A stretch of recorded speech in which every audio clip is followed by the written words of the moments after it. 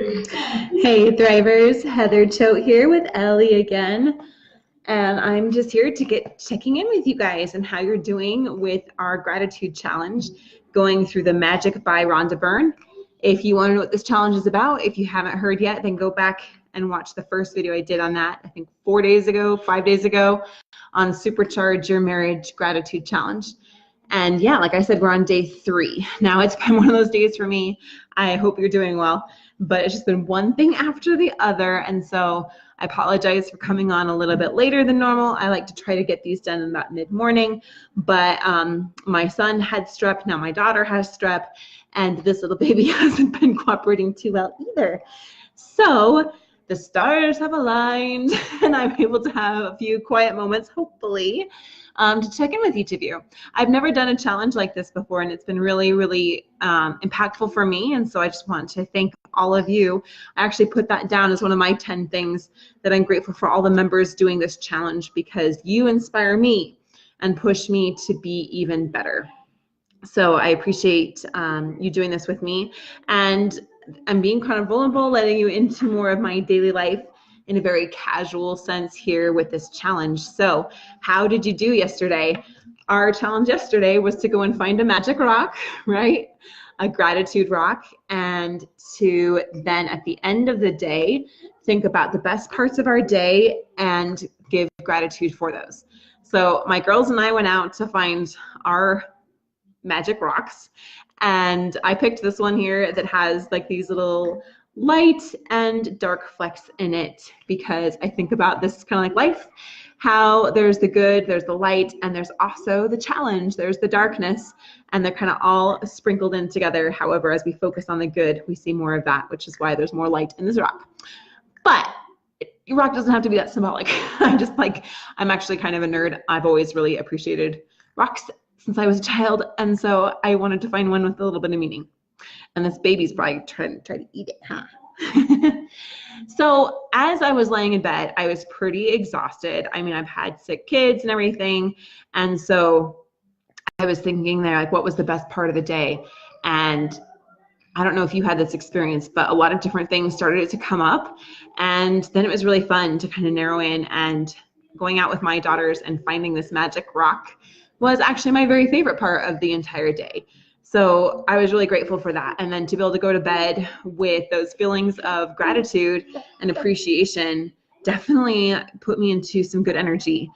And I don't know about you guys, I'd love to hear how the challenge is going for you, what you guys are finding to be grateful for in your lives as well as in your marriages, and the difference that that's making for you. Yep, there goes the rock into the mouth. Now it's a slobber rock.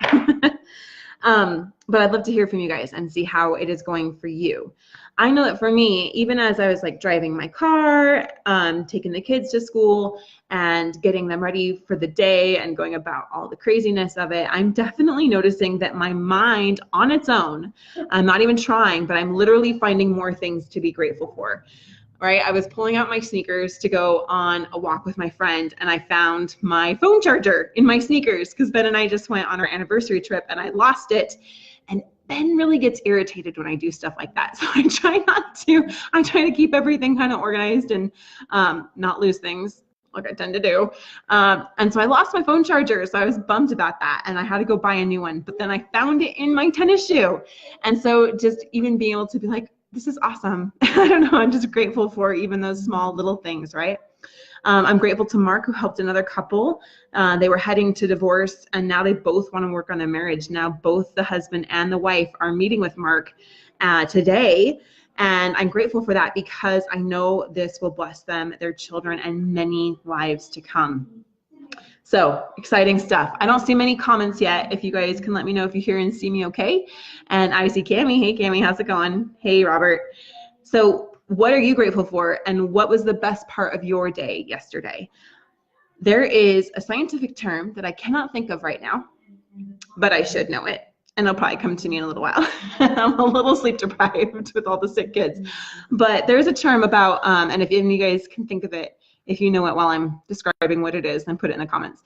But that when you start to like it's like the brain picks up on patterns, right? So if you buy a Volkswagen, say a red Volkswagen Bug, soon you start to notice that everyone else is driving a red Volkswagen Bug, right? And before you didn't even recognize all the other red Volkswagen Bugs out there. And so there's actually a scientific term for that, that our brains, when they start to have something come into our awareness, we start to notice more and more and more of those things. When you give your brain a challenge, it starts to pick up on more of those same things. So for me, like, I'm noticing so many things I'm being grateful for without even trying. And it's been really, really fun to recognize that. All right, so now day 3 is magical relationships. So this is a big one for us, right, guys? Imagine if you were the only person on earth. You would have no desire to do anything. What would be the point in creating a painting if no one could see it? What would be the point in composing music if no one could hear it? What would be the point in inventing anything if there was no one to use it? There would be no reason to move from one place to another, because wherever you went would be the same as where you were. No one would be there. There would be no pleasure or joy in your life. It's your contact and experiences with other people that give your life joy, meaning, and purpose. Because of that, your relationships affect your life more than anything else. To receive the life of your dreams, it's vital that you understand how your relationships affect your life now, and how they are the most powerful channels for gratitude to start magically changing your life.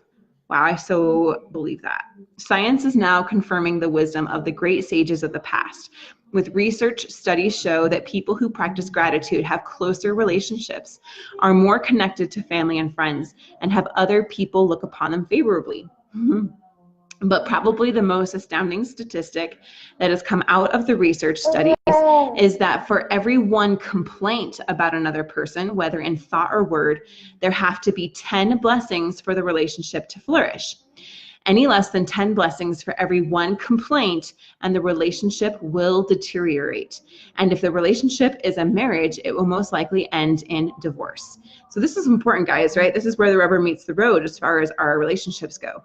Now, a lot of you know John Gottman, and he is one of the leading researchers in marriage, and he says it's a 5-to-1 aspect. So here, Rhonda Byrne is saying it's a 10-to-1 aspect of positive to negative things.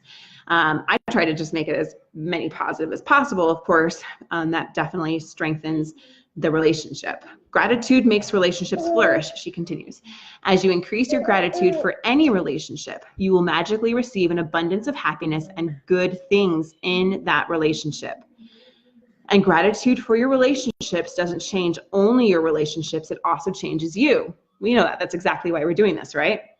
No matter what your temperament is now, gratitude will give you more patience, understanding, compassion, and kindness, to the point where you won't even recognize yourself.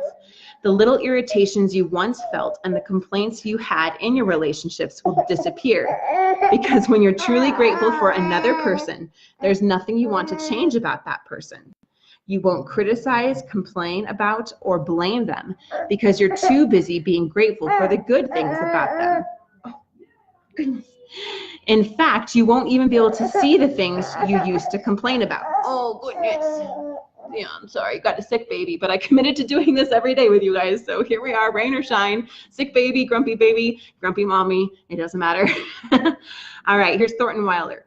We can only be said to be alive in those moments when our hearts are conscious of our treasures. Words are very powerful. So when you complain about any person, you actually harm your life. It is your life that will suffer. By the law of attraction, whatever you think or say about another person, you bring to you. This is the very reason why the greatest minds and teachers of the world have told us to be grateful. They knew that for you to receive more in your life, for your life to magically increase, you have to be grateful for others just as they are. What if every person close to you said, I love you just the way you are? How would you feel? Imagine giving that gift to your spouse and everyone else around you. Today's magical practice is being grateful for people just as they are. Even if all of your relationships are currently good, they will increase with more magnificence through this practice. And with everything you find to be grateful for in each person, you will see gratitude perform its breathtaking magic. And your relationships will be stronger, more fulfilling, and more enriching than you ever thought they could be. So choose 3 of your closest relationships to be grateful for. You might choose your wife, your son, your father, your boyfriend, your business partner, and your sister. You might choose your best friend, grandmother, uncle. You can choose any 3 relationships that are important to you as long as you have a photograph of each person. Okay. The photograph can be just of the person or both of you together.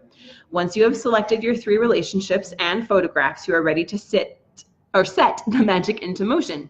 Sit down and think about things that you are grateful for about each person. What are the things you love the most about this person? What are their best qualities? You could be grateful for their patience, ability to listen, talent, strengths, good judgment, wisdom, laugh, sense of humor, eyes, smile, or kind heart. You could be grateful for the things you enjoy doing with the person, or you can recall a time when the person was there for you, cared for you, or supported you.